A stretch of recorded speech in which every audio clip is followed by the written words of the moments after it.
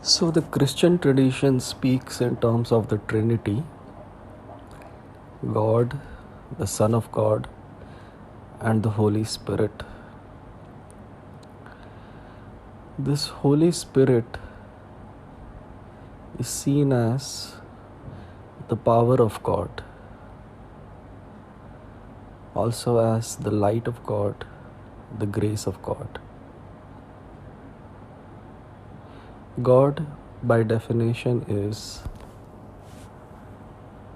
a static phenomenon, whereas the Holy Spirit is the dynamic phenomenon, the force behind God.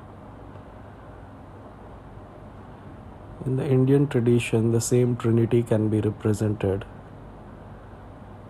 particularly in Shaivism, as Shiva, Shakti, and Nara.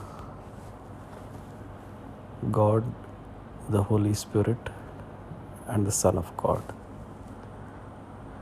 which is the quiescent side of God, the static side of God, which is Shiva, the dynamic side, the active side, the gracious side, which is Shakti, and man who is made in the image of God, which is Nara. So the Holy Spirit, as elucidated in the Christian tradition, is not just this impersonal force or power, but is also a person.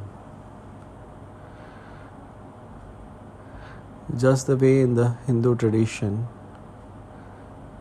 there are various deities, as they say,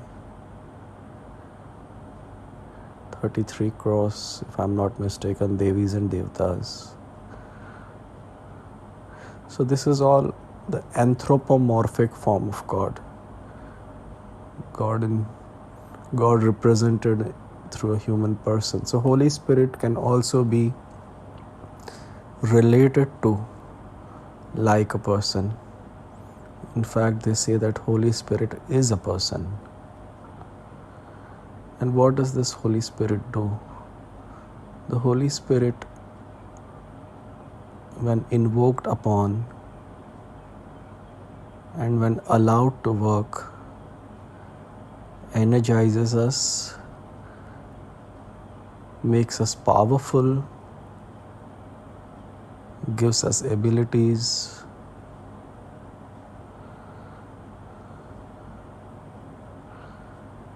this particular aspect of God, the Holy Spirit, can also be called upon as the sacred feminine or the divine mother.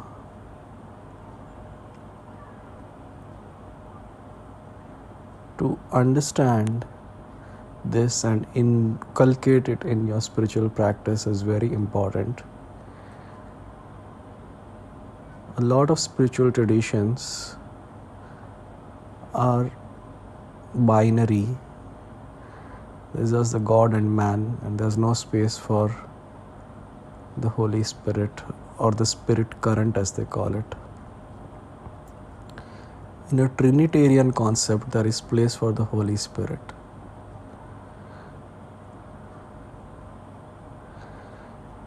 In yogic parlance, the Holy Spirit is prana or Kundalini. Nevertheless, it is the higher prana, the prana which is behind the oxygen that we breathe, is the regular prana. Kundalini is the same prana locked up in the root chakra, released in small quantities in the process of life.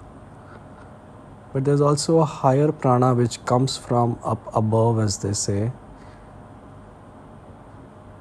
and then it comes all the way down to the root chakra and curls upward, inciting the Kundalini, but it comes as grace from up above. This grace is from the person of the Holy Spirit. And this grace is highly instrumental in the spiritual domain.